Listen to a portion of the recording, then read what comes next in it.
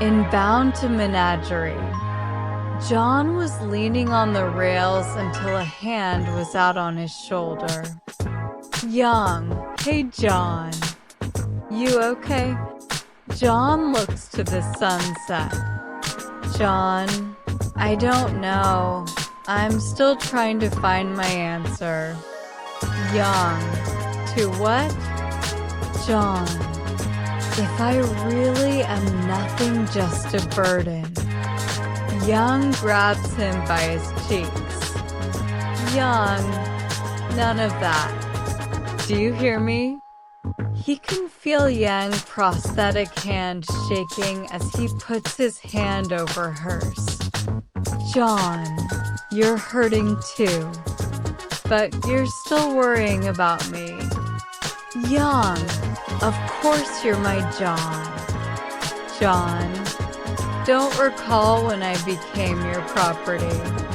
The two shared a laugh and look at each other's eyes. They were close.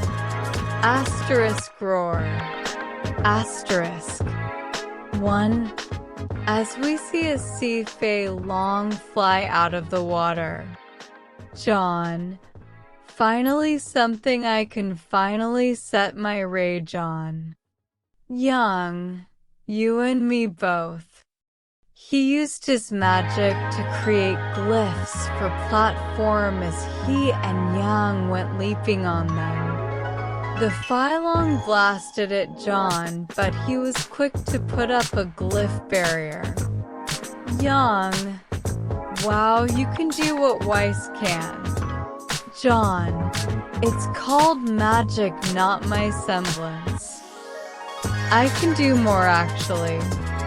You ready for a boost? Yang, a what? He slaps her in the butt instead of putting a hand on her shoulder, now boosting her aura and semblance. Yang yelps. Yang glared at him as he was smirking. She decided to let it go since he was finally getting back to his more playful mood. She then hides her smile. The duo now soars to the target the Phylong tries to avoid an attack, but John let loose 4 fireballs around it, cutting its escape.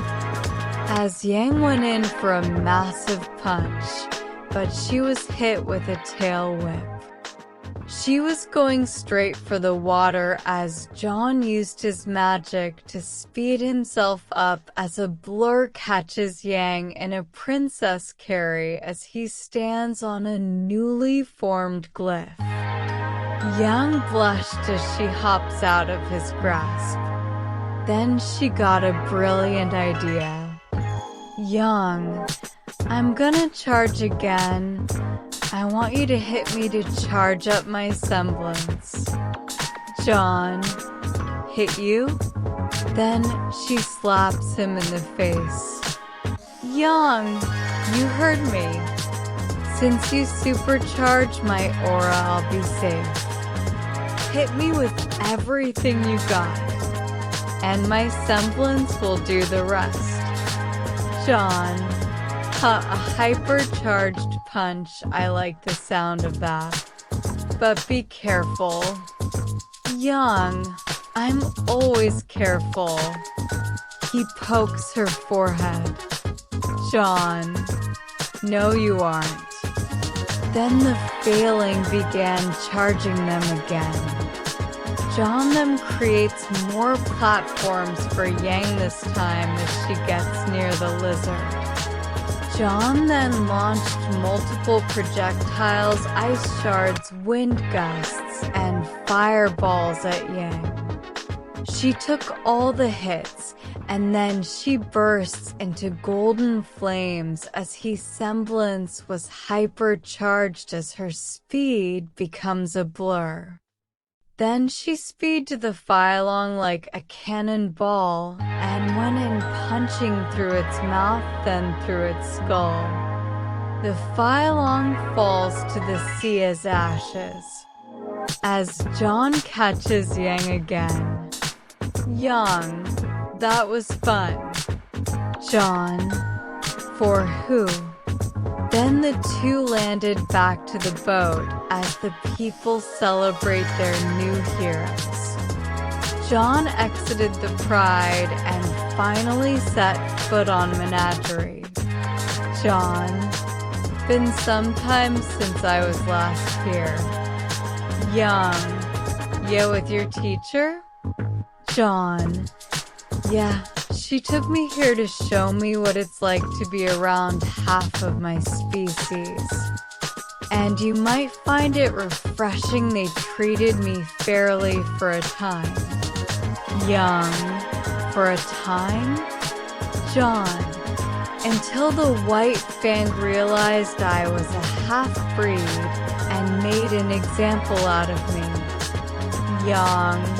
And he ripped your ears off? Jaune. Yeah. A Faunus girl recognized Jaune. Girl. Hey. It's the Golden Fong. Young. Golden Fong? Jaune. A moniker given to us by the people here since they viewed us as heroes dealing with the grim on this island permanently. Girl, can I have your autograph? Jaune. Sure. Then more people heard the news and flocked to the duo. The day was tiring as they moved through town. Young. I heard someone after Blake so he can help her. Jaune. You mean stalk her. Young. What? Jaune. He's been doing that ever since he laid eyes on her when he was running from the cops. Blake told me he even winked at her as he passed her by. Yen. What a creep. Makes him seem desperate. Jaune. He is desperate. He wanted to help her every time she went after the Fong. Yen. Now you said it, he was always with us when it involved my runaway partner. Remind me to kick him in the banana. Jaune. I'll help you. They arrived at the Belladonna residences. They were met with two Faunus trying to talk to the Belladonnas. Gyra. As he noticed more people, Callie looks to what her husband is looking at. Callie. Jaune. The two turns to reveal themselves as Corsac, the young Branwen. Jaune. Save your elegant words. You savages. Fennec. Please, we're just being cordial. Jaune. Oh? Was sawing my fox ears off was cordial from your follower? The Belladonnas grimaced the thought as Blake rushed out from the house. Corsac, ease what Brother Taurus has done is unfortunate. Young, unfortunate. Robbing him of his Faunus identity, unfortunate. Fennec, please, you're blowing it out of proportion. Jaune. I never felt this before. Corsac. Jaune. I have a unique ability to sense certain emotions. It may be the same as how Grimm responds to negativity. All I sense is hatred flowing through the both of you. You know Adam is just a follower. He wouldn't turn out this way if it was alone role models can shape anyone. Young, so you're saying. Jaune, he's following someone's example, and that's either Sienna, but she's no cold-blooded killer. And you two are the only high-ranking members. Blake, put 2 and 2 together.